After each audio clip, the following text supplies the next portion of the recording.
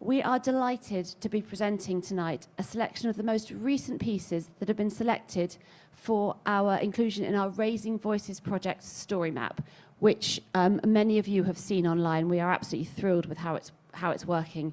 Essentially, these are clickable links to poems, short stories, and pieces of creative non-fiction set in, linked to, or inspired by locations across the city. And as well as reading the text, of course, you can hear recordings of the writers' voices, wherever possible in their own voices, and see photographs and illustrations as well. The map already includes over 70 original pieces by local writers, and those you hear tonight are shortly going to be joining them online. So tonight is their in-person debut. We're also very pleased to have put them together into a free e-booklet, which you'll be able to download from our website shortly if you'd like this specific Raising Voices, Voices of Milton Keynes little piece. We'll email that to all the ticket holders so you can find the link and do so. And the Raising Voices project, of course, remains open for submissions. It's a rolling project. We want to build as many as we can before the 60th anniversary of the city, taking place in 2027, less than a year away. We want to be able to show that rich heritage of local writing that we've got right here in Milton Keynes. And you can submit as many times as you want. So even if you've been accepted, please have another go. We'd love to read your pieces. We're also collating pieces into sound walks. Some of you have joined us on our wonderful literary walks around the city. We've got another one coming up on the 10th of May in collaboration with the Parks Trust Walking Festival, where we're hoping to be hearing some of the pieces from the trees. And we're making as many of those as we can into sound walks that you can follow yourself or just listen to online, which will be an absolute joy. So if you want to know more about that, obviously follow us on social media, sign up to our newsletter, check us out online, and you'll get all the information first. And now, to the event we've got in hand, which I am so looking forward to. We've got talented local readers sharing their work with us. Our first reader tonight, Anita Gayton, has always enjoyed writing for her own entertainment, but in 2024 she published her book, Staying Alive, My Ride with Ovarian Cancer. The experience gave her the courage to share her writing with others, and she's delighted to be doing so at Milton Keynes Literary Festival. Anita, please come up and read your piece. Thank you.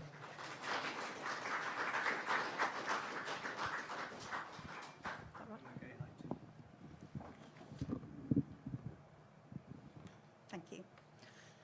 Down from the country. She gritted her teeth and fixed her determined look. It had to be done. January was the top month for friends and family birthdays, and she must go shopping where there was some possibility of finding a suitable gift.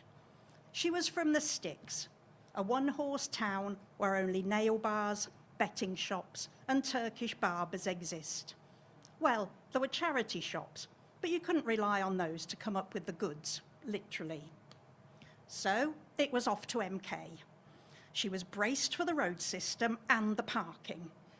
All she had to do was to go round and round until she saw signs for Central NK and then park in a red zone. Obviously, the red zone was the most expensive, but at least she knew that once she'd finished shopping, she could go out of a centre door and her car would be there, as long as she'd memorised the door number. She was sweating profusely before she'd even arrived. But she was resolute. She was not a stupid woman. She could do it. It was all working marvellously. It was early. There were parking spaces. And she had that app on her phone, which made paying for parking so much easier. To be fair, it wasn't as straightforward as her son had led her to believe, as the app sometimes couldn't identify her location, and neither could she. Anyway, she was now parked, paid, in the centre and feeling smug. She knew she could go in any direction and eventually she'd find John Lewis. Bingo! Oh, she was doing so well. Past women's clothing and into gifts and kitchenware, and there was the escalator. Marvellous. It usually took her much longer than that. She was on a roll. She went up it. There was another one, so she went up that. Things were going great. She hadn't actually bought anything, but she was wandering successfully around the shop. Oh, the cafe. Well, let's have a cup of tea and a cake to celebrate. Perhaps an early lunch too. She didn't get out very often. It was perhaps the heady mix of complacency and cake that led to her guard dropping when she left the cafe. She just needed to find the down escalator. But, as was their wont, they had hidden it again. She'd noticed this before about John Lewis, probably a ploy to keep people in the shop. She was exhausted. Finally, she spotted it. Just keep going down, she said to herself. But even when she was down, she couldn't find the exit door, had no shopping, and was aimlessly wandering. Oh, the rug and carpet department. So lovely and quiet, and such soft rugs. She knelt down to feel a beautiful oriental rug. Then she lay down to feel it a bit better. She closed her eyes and thought that gifts from charity shops would do just fine.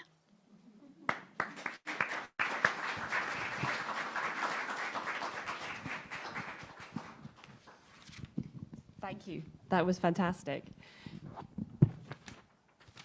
Our next reader is Sam Upton, who is the Milton Keynes Poetry Slam champion, as well as the 7th Bard of Northampton and the 8th Bard of Stony Stratford. A spoken word poet who regularly writes about love, life, and the moments that define them. They regularly perform at Scribal Gathering in Stony Stratford and open mics across Milton Keynes. Now, unfortunately, Sam's just let us know he's not able to join us tonight. So I'm going to give his poem a go unless anybody else in the room would like to read it for me. Okay. Life in Stony by Sam Upton. With a pint in my hand and summer back in the land, it's time for Stony Live, bright lights and a fringe of fun after the shrubs. Longer days lead to warmer nights. Finally, we can set the world to rights. What I love about Stony is its pubs. From the Cock to the Bull, to the old Georgie the Fool, a duke, a crown, a fox and the hound. The horse, its plough and the stables and vaults. So many choices, it's hard to decide. Sure, some have their faults, but I drink in each with pride. Cider usually, or ale, wine or single malts. Whatever your poison, they're sure to provide. A safe place, a smokescreen, a haven or somewhere to hide. Lose yourself in a barn for a dance or a day. From folk on the green, you'll want to stray. To a summer Shakespeare serenade, I'm always dour when the words fade. Stony Stratford is more than a home. More than its streets, river and fields, it's life, flesh, blood and bone. It's where I met my love and embraced the unknown. It's people, pubs and a place to call our own. Thank you.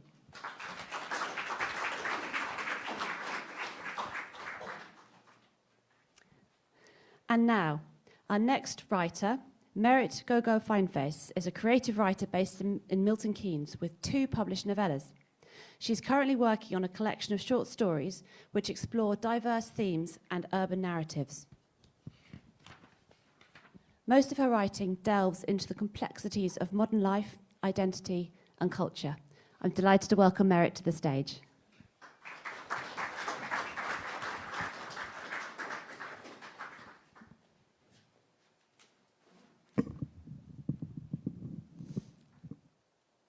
The quiet places. I like it better here, away from the world that never stops, away from the chaos of trains packed with sweltering bodies, passengers first pressed like sardines and then released in a rush, scattering like ants towards another day, measured in coffee cups and quiet desperation. Everyone feigning urgency, as if stillness will expose something softer beneath, not befitting a fast-paced place full of red buses. Bletchley feels like home. Quiet, but not without its demands. The kind that asks for wiser choices and slower steps. The streets are held together by people who seem to prefer calm over conquest. It snows here too. The trains are half empty. The blue buses arrive late, if at all. And when they do, for the want of anything timely, someone strolls onto bus 4 and keeps me 5 more minutes away from where I should be, making payments in large notes and needing coins. When I ask for more, for something sharper, louder, they point me to the city center, glass towers, crowded pavements, the version of life my colleagues return to by the 6th day, as if rest were only ever temporary. So I walk instead, past roundabouts that repeat themselves like questions I haven't answered. I look for a zebra crossing that never quite appears. And somewhere between the waiting and the walking, I realize I still like it here, where I can clearly hear myself think. Thank you.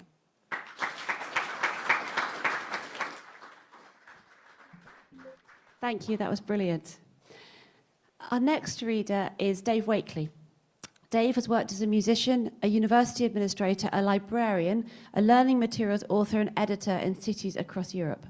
His writing has been shortlisted for the Manchester Fiction and Cambridge and Bath Short Story Awards, and his stories and poems have appeared in numerous journals and anthologies.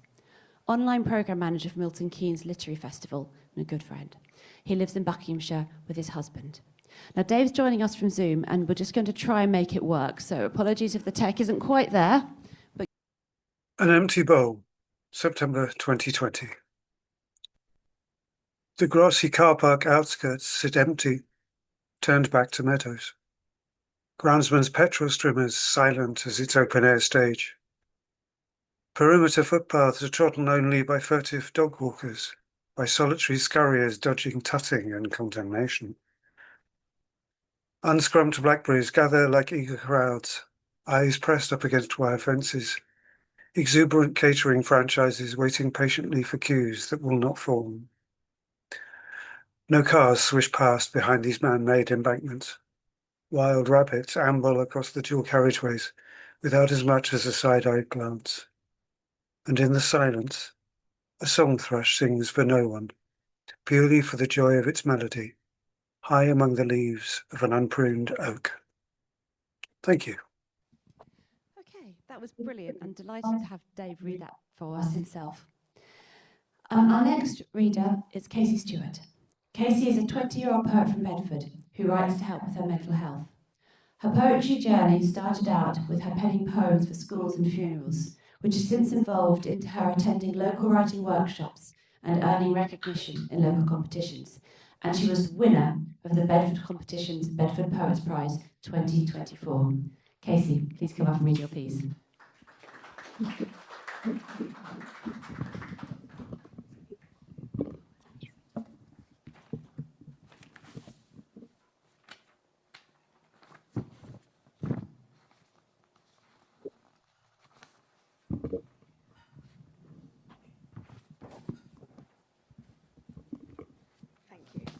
That's great, thank you. I am not a girl of strength, can't quite get the swing right, and the bumpers are still up at 21. I know, but in such clumsiness, I'm having fun. Over and over again, the room bursts open with neon, lights, music, mixed machine noise. Wide eyes wander to stuffed toys that I really don't need. The lane is alight. Somebody I love scores a strike. My tongue slushy blue and my childish smile wide. I don't think about what's happening outside. I'm just here with pleasures as simple as a poem. Thank you.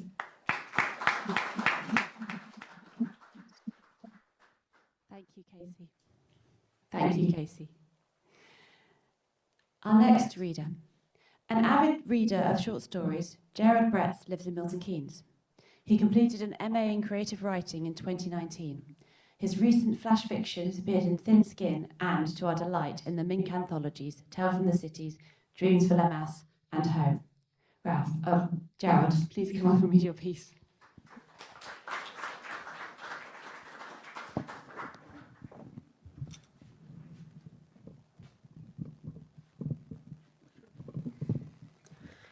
There's an almost derelict building on the corner of Portway and Grafton Street, close to McDonald's. I drive past it quite often and think of it as it once was. So this story grew out of that experience. Elegy for a bookshop. Jeff looks through the chain link fence. In the litter-filled car park, weeds have pushed through the asphalt. Graffiti covers the shuttered shop front and dirty grey walls like a rash. Pink, blue and black daubs he can't make sense of. Perforated steel sheets have been nailed over the tall windows. Above the shop front is a large empty bracket where the word Borders was once displayed in big shiny silver letters, and below that, in smaller italics, Paper Chase. Think of it as the equivalent of 7 stab wounds to the abdomen, the surgeon had suggested with a smile after the operation.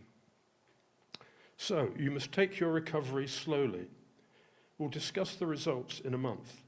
See if further treatment's necessary. Jeff's pleased that, after 3 weeks, he's able to extend his daily walk as far as the railway station. But why has he only just noticed what's become of this site? Because I've never made time for anything except work, he thinks. Cycling from home to the station and back by the quickest route. He'd found time to see a doctor, though, thank God. Not that he believes in any God. He's always loved bookshops, portals into new worlds. 20 years ago, on those weekends when he had custody of the kids, they spent long, lazy winter Saturday afternoons at Borders.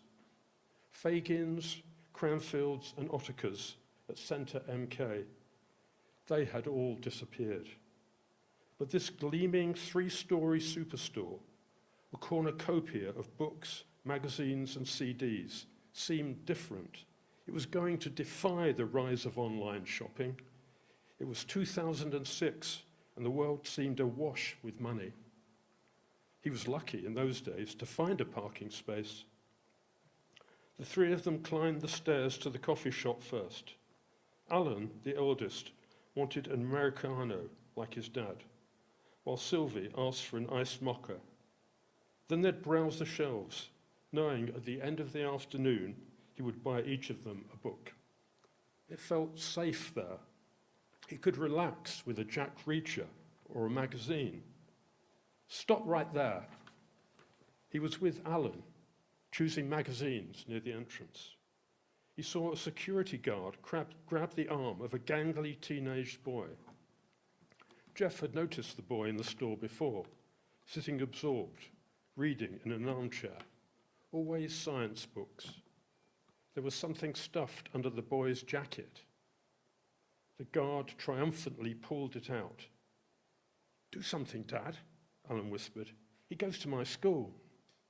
"It's okay," Jeff said. "He's with me." The guard handed Jeff the book, shrugged his shoulders and walked away. Jeff still remembers the teenager's bewildered expression and the dark keyhole-shaped mark on the iris of his left eye. He never saw the boy in the store again. When did it close? 2009? Jeff remembers the anaesthetist saying, "You will wake up." The anaesthetist's face had loomed over him. There'd been a dark keyhole-shaped mark on the iris of his left eye. Then everything went black. But of course, Jeff woke up. He's awake now.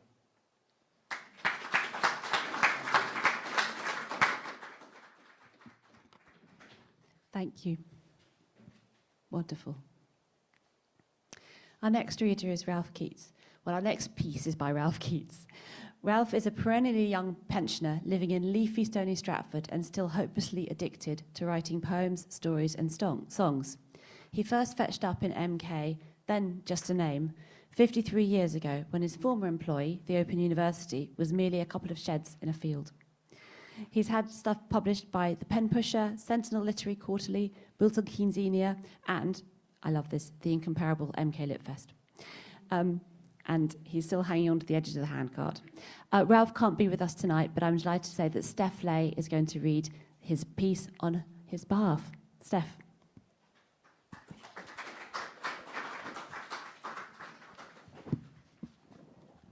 Yeah, that's great, thank you. This is The Sequoia Cathedral by Ralph Keats. It is time to be a tree, time to leave this broken world no human hand can mend. I'll take up nature's therapy, be silent still, and send down roots so strong and deep, no catastrophe can breach, or hateful speech may reach, but what kind of tree? No, not that ornamental cherry, so beloved of the block-paved many, made mute by pink. And never that gnarled old cooker, too scabby and raddled to even think, and much too pigeon-crabby. An acer might do, but not if condemned to a pot, and that willow, so soothing and healing, and gently appealing, yet too lachrymose and too squat. I'll go instead to the library with that monumental sequoia close by, and from an open window watch it soar into a feathery cirrus sky beyond all book-bound understanding.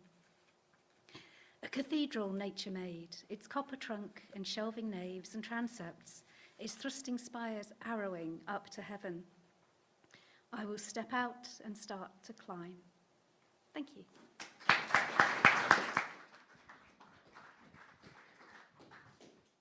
Thank you, Steph. Beautifully read and a wonderful poem. Our next reader is Amy Hewitt. Amy can usually be found running tabletop RPGs at the Milton Keynes Role-Playing Games Club or working at the National Film and Sci-Fi Museum. She studied creative writing at university before switching to television production and is returning to writing after a long break, for which we're very grateful. Amy, would you like to come up and read your piece? Thank you.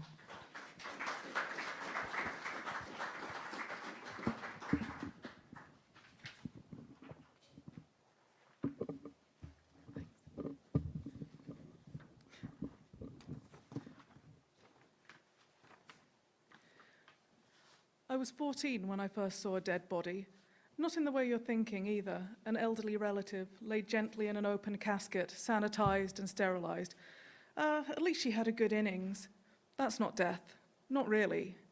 That's the part of it society wants us to see. The carefully curated, pre-watershed, acceptable face of life's inevitable conclusion. But death isn't like that. It's raw. It's unapologetic. It can be ugly. But sometimes it can be beautiful. That's how this one was, how she was. I can still picture her so vividly. It was cold, just at the beginning of February. There was frost on the trees, the steps to the towpath were slippery. My parents didn't like me walking by the canal on my own, but I loved the stillness. I could almost pretend I was in our little Yorkshire village, not the city they'd uprooted us to. I still resent them for that. My breath misted in the air as I approached the Bradwell Aqueduct. It was early enough that the road below was silent, the only sound my own footsteps on the concrete. I paused to lean over the railing. The structure was still new, completed just 2 years ago to allow for the latest of the grid roads.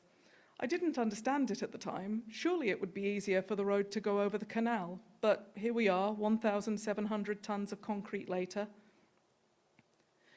There were no boats on the aqueduct, so I had a clear view along the length of the canal. Towards the far end, I could see what looked like a white sheet, snagged on the opposite path and partially submerged in the still water. It was only when I drew closer that I realized what I was looking at. The white sheet was a dress. No, not a wedding dress, nothing so dramatic. A simple shift dress, not unlike a nightgown, with delicate blue embroidery around the neckline. I couldn't see the hem, weighed down by the saturated fabric. Only her head and shoulders were fully visible. Her hair was strawberry blonde, hints of copper catching the morning light as it drifted in a halo around her pale face. There was a dusting of freckles across her nose and her cheeks, the only color on the icy skin. Her lips were slightly parted, the corners tilted in an almost smile. It made her look wistful, her closed eyes giving the impression of slumber. I gazed at her beautiful face, mesmerized, perfect and peaceful. I felt connected to her in a way I couldn't comprehend. A girl out of place, a Rose Connolly without her willow garden. The sudden roar of a car speeding below me snapped me back to myself, the strains of a half-remembered ballad echoing in my head.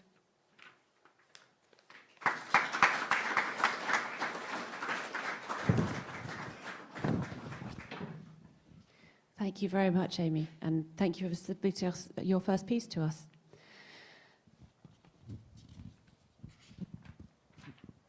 Our next reader is Steve Goodled. Steve retired from social work with an ambition to see more of the world. 6 months later, during lockdown, he took up writing instead. His short stories and poems have had minor success with online publications, but he'd like to write a compelling novel-length story and then find a copy editor, agent, publisher, and publicist. But in the real world, he fills his spare time as a swim coach and a volunteer with Citizens Advice. Steve can't be with us tonight, but we are going to play you a recording that he has made for us, which will be then featured on the story map.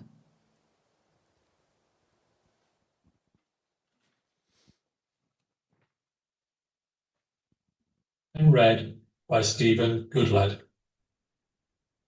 Swimming is an endorphin rush that thunderbolts my body apart like a prism until, with strength of mind, the body resets, limb by limb, toe by toe, fingertips touch, calluses cracking, joints readjusting.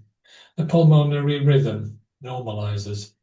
My lungs forage for oxygen to nourish my blood. A cold embrace ensures no regrets and buoys my head above the flood. A mist altar cloth below which two swans trails my wake, and a priestly heron sermonizes from a frosty perch. Jesus, oh God, we blaspheme, immersing in the deep, dark lake. Baptized from sleep, I awaken in my church, besmirched by life, a thirst to satiate. Muscles,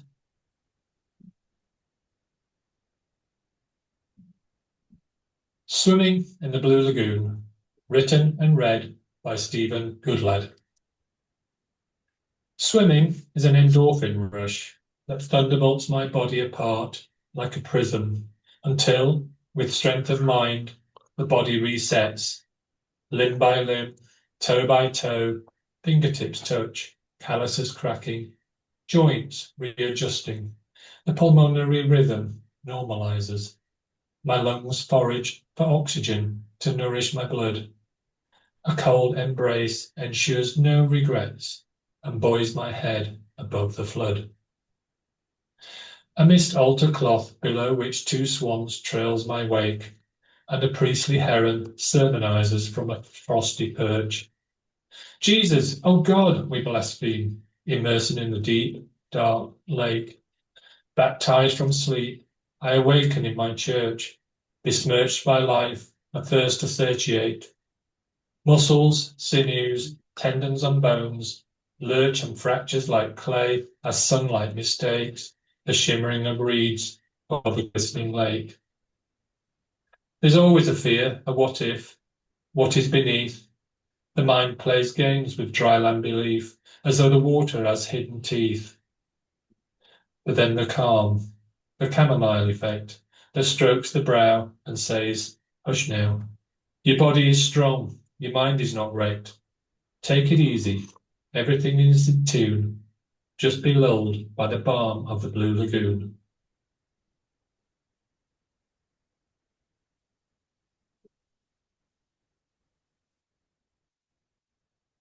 Brilliant. And as I said, there'll be another piece that you'll be able to hear on the story map linked to the Blue Lagoon itself. Our next reader is Karen Banfield. Karen has been writing plays and short stories for many years. She has had 17 full-length plays performed, with more to come at the Limelight Theatre in Aylesbury. And she's had stories included in 2023 and 2025 Mink anthologies, published 2 collections of short stories on Kindle and in paperback, A Little Crime at Bedtime and A Touch of Drama at Bedtime, which I know we featured at our indie book fair last year. Hopefully you'll be back again at the next one. Karen, please come up and read your piece.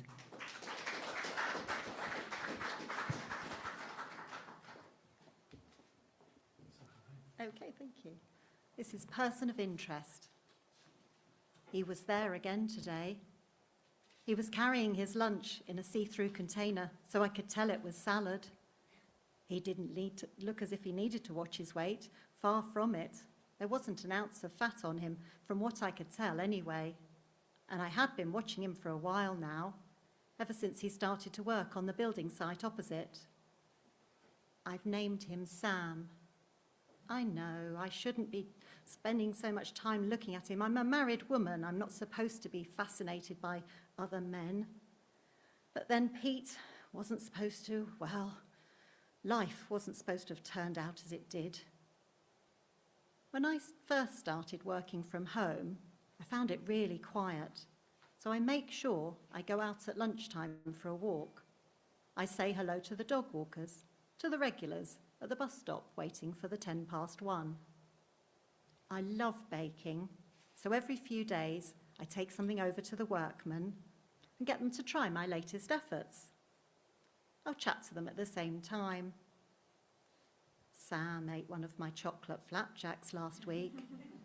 He said it was lush. Made me feel like a teenager as his eyes lingered on me, or as perhaps I'd imagined they had. I thought I'd treat myself to a cup of my special coffee as I'd finished my monthly report. It was full of syrup, although, unlike Sam, I do really need to watch what I ate. I am rather too fond of my own cooking. Not that Pete minds. He never notices. That was part of the problem. From my office, I have a good view of them all working on the site. The houses look so sad, their windowless eyes staring out. There seems to be a constant noise of metal on metal, the same that can be heard in so much of our growing city. I could see the builders talking to each other and laughing. Sam was at the front of the group, waving his hands as if he was telling a joke. I like a man with a sense of humour. Pete didn't seem to have one. And then everything changed. A car pulled up and two men got out, grabbing Sam before he had a chance to realise what was going on. I stood up, wanting to shout at them to stop, leave him alone. Stop reading his rights and handcuffing him. Don't take him away. I couldn't comprehend it, and I ran over the road, hardly checking for traffic, to ask what the police had said. A tall guy answered that he'd been arrested for murdering his girlfriend. No, surely that was a mistake. Not my gorgeous Sam. And then I thought of Pete. Perhaps it was better the devil, you know. After all, he'd only forgotten our anniversary. I'll just have to remind him next year.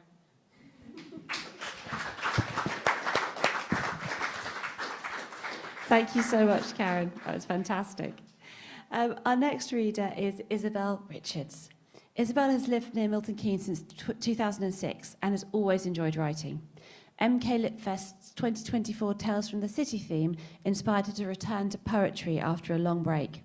She was also pleased to have pieces included in Dreams for Lamas, Nevermind the Baubles, and Dreams for Beltane events and ebooks, and was shortlisted in the 2025 Chiltern Arts Poetry Competition.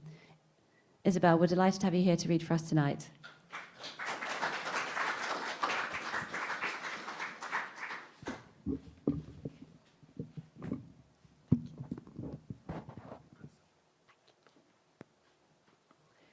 The Cathedral of Trees. The trees once bore witness to our youthful smiles, hand in warm hand under leaf-shielded sun. The trees held our vows between hornbeam walls, fervent, unblessed in the wind-stirred nave. The trees heard him cough, then falter, then fade, hand in frail hand, the cedars a shroud. Once again I am called to the evergreen tower, and loving tears flow in the cathedral of trees. Thank you. Thank you very much. Thank you, and it's a lovely place to be reminded of, the Cathedral of Trees. Our next reader is Steph Lay. Steph is a writer, researcher, and storyteller based here in Milton Keynes. Her project, City of Secrets, explores the hidden histories, folklore, and uncanny possibilities of the new city, gathering local stories of the unexplained and asking what might lie beneath its familiar surfaces. And I do encourage you to go to her blog, City of Secrets, and find out more. Behind the scenes, she also works with Peter Laws on the YouTube channel Into the Fog, helping to curate true paranormal experiences sent in by viewers and creating atmospheric artwork to bring those stories to life. Together, her work is rooted in a fascination with place, memory, mystery, and the stories that make the everyday feel strange. Steph, please come up.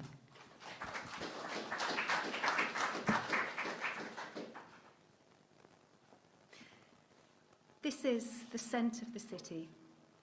The first thing I do whenever I visit a new city, once the tiresome business of arrival has been settled and I'm free to take to its streets and walk, is to stop and take a deep breath. Close my eyes and let the scent of the city soak in. I feel it's the best way to get a sense of a place. Now, you might think that Milton Keynes would smell of nothing more than sterile concrete and traffic fumes, but come with me as we start from the station to take a walk and breathe it all in. Well, we'll smell the traffic here for sure, that diesel reek from the buses coughing into their stops, and the petrol clouds drifting from the taxi rank, but it's the press of the commuters that we dodge through that provides the scentscape here. Warm floral perfumes fight the sharp aldehydes of aftershave, all defeated by the billowing candy floss clouds of the vapours. That sweet fruitiness makes catching the odd drift of cigarette smoke feel old-fashioned, almost nostalgic. We'll head straight up to the centre, and once enveloped by the underpass, there's the scorched rubber herbal burn of skunk, and oh, mind your step there. Someone must have had one too many last night and decorated the pavement with their dinner.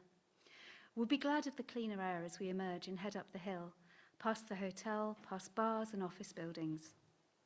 We'll catch the fresh pine scent of new wood drifting across from that housing block that always seems to be under renovation before passing the Turkish restaurant.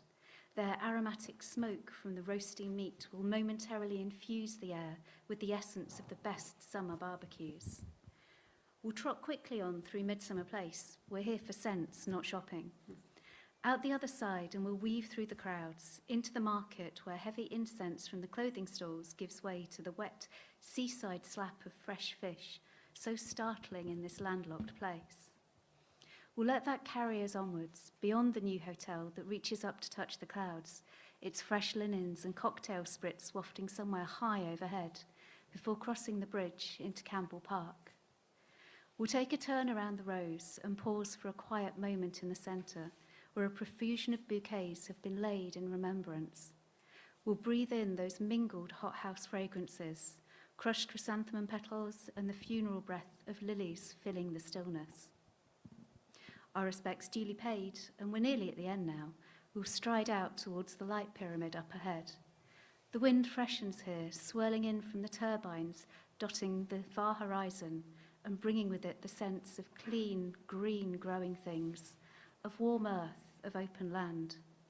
Here at this bright beacon, our backs to the city and our faces to the expanse of countryside beyond, we'll fill our lungs and know that this contrast between the urban and the open really is the essence of this complex, fascinating and fragrant city. Thank you.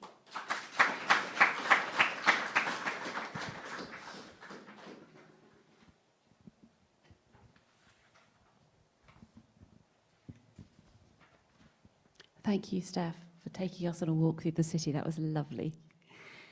Our next reader is Graham R. Sherwood, who has lived and worked in Milton Keynes for 40 years. He manages the profile section and helps moderate entries on the Write Out Loud poetry website and publishes his own work at https://grahamsherwood.co.uk. Graham, we're delighted to have you here to read for us again this week. Thank you.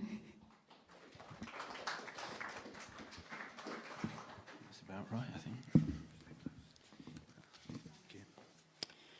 I think a short explanation for this piece, if I may, because originally when it was termed the Snow Dome, when it was being built, I likened it to one of those tin huts that used to house free-range pigs out in farms. So that's the reason for part of this poem. Anyway, this is called Escape Room. From the air, it seems giant swine might well inhabit there. A silver curved corrugated hood with one foot firmly sunken in the mud. But no porcine lethargy is found within, judging by the incessant raucous din, as myriad ant-like people scurry to and fro to frolic down a man-made hill of snow. In sheer ecstasy they emit ecstatic toboggan squeals and refuel afterwards on soft drink, beer and fast food meals. It's a leisure palace, a wild, exciting winter ride, a cool 2 degrees below while sunshine beams outside. Thank you.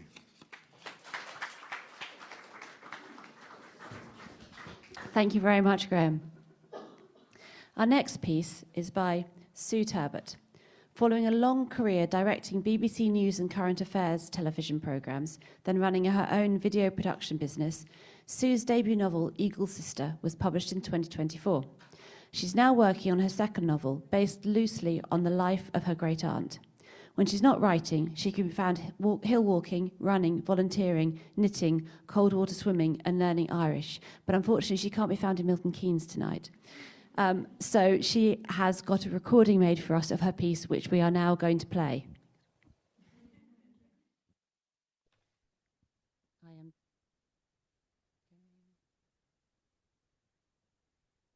The Art of Fracture and Repair by Sue Turbot. Every Tuesday at 9:30 a.m, we gather on the slipway and strip to our swimsuits with the lack of inhibition that emerges naturally from close friendships. There's Linda, who dreamed of being a ballerina but ended up in pension finance. Mina, who told us she lived in Syria and we all felt sorry for her until she explained it was the name of her house. There's Jean, who writes poetry by day and picks and packs at the Avon warehouse by night. And Anne, a chef at Wagamama, whose menopause patches have never really hit. We are Primark and Prada, waxed and hairy, claim benefits and work in the C-suite, and we pray to many gods. But none of that matters, because when we plunge into the cold, fast-flowing water, after a sharp intake of breath, a unifying calmness envelops us, and we surrender to a glorious rush of endorphins. We swim, float, and chat. We talk about caring for elderly parents, ask just how many more coffee shops do we need on the high street, and ponder why there has to be another bloody upgrade on the phone. Our bodies turn pink as raw salmon, and everything we say makes us laugh or sigh or tut as one. We swim, we get high, and we giggle. We are everyone, but we are not men. Our Facebook page extols the virtues of cold water swimming, and below the photo of us all grinning in bobble hats and dry robes, it declares all welcome. It's just that men don't come, and we don't mind that. Except for this Tuesday. We're in various states of casual undress when our chit-chat stops mid-sentence. A newcomer approaches, a man. There's the briefest of moments when we are still and silent and hold our shape before we fracture. Hands instinctively move, grabbing towels and clutching at half-removed garments to cover cellulite, blotches, and sagging tits. Linda shivers as she remembers celebrating the end of O-levels round the back of the Aquarius disco with Robbie Turner, swearing to this day that she had said no. Mina scowls and tuts loudly, cross with herself for falling yet again for a ghoster on Match.com. Jean holds her breath like she used to when her father pulled back her bed covers and the acrid smell of his breath made her nauseous. And Anne smiles with her mouth, but not her eyes, wondering what she's done wrong that her married lover won't leave his wife. Hi. The man sounds apologetic, shuffles his feet and keeps a respectful distance. It's not all men, we tell ourselves. The river sings its burbling song, summoning us, and like fish we reform our shoal, but the shape of us is ever so slightly altered.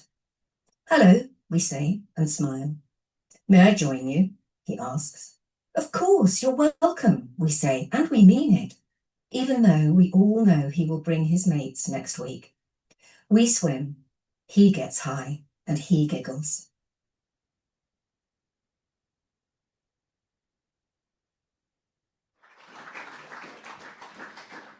A lovely piece from Sue, who also wasn't here to receive her prize for winning the Flash Fiction competition last week. I'm now very pleased to welcome our next reader, Becky Cooling, also a prize winner. Becky is from Milton Keynes. She uses her writing to explore themes of neurodivergence and her own experiences of being autistic and dyslexic. She juggles writing with college and her other hobbies of painting, pottery, and crochet. Becky, please come up and read your piece.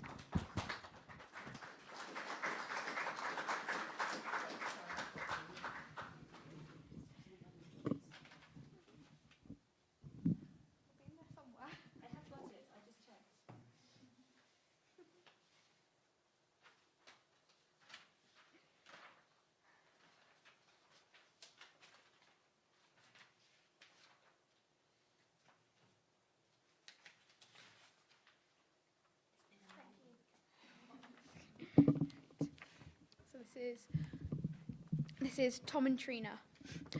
From back when I was still being pushed around in the pram, having not quite learnt all my letters, the second I first read your names, you've always fascinated me, forever leaving me wondering, what happened? You burnt your names into a bus shelter panel, one of many couples proclaiming your connection to the world and graffitiing the mystery of who you were into my mind. Desperate to solve it, I became a storyteller to myself, the tales I created about you evolving as I grew up and changed.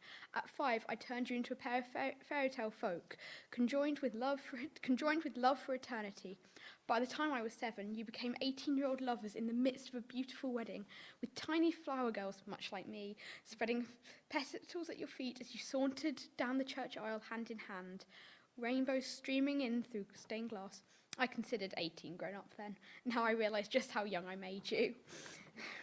When my world locked down, I worried for you, scared that one or both of you would perish from the unfathomable virus flying around, adding to the terrifying statistics that kept me inside far longer than regulations dictated. My trips past the bus stop dwindled as I avoided any place where other people were. You faded from my mind into the street furniture, abandoned like the adjacent phone box. I only thought about you once during the next 3 years. At 15, I figured with my teenage understanding that your relationship had been brief, that you probably broke up before the white and caramel-coloured etchings had set. You might not even recognise each other now. You certainly don't realise how much your writing changed me, how it sparked my desire to know the final chapter.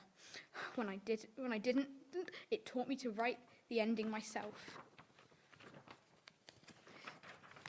One day, as I came home from college, I saw workers removing the old panels from the bus stop, replacing them with pristine new ones. Realising that your demise was imminent, I took a photo of you on my phone, so I will never forget you completely. You're gone now, removed and recycled. The bus stop panels are yet to attract new names. I never knew either of you. I'll never know what really happened to you, but because you defaced public property, you spoilt the area and helped me to become who I am. Thank you.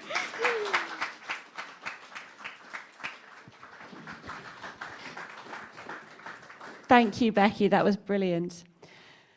And that, sadly, is the last reading for tonight and the end of the 2026 April Festival for Milton Keynes Litfest. It has been a delight to share it with you all, and our thanks to all our writers, and especially those here with us tonight and those who were reading for us online.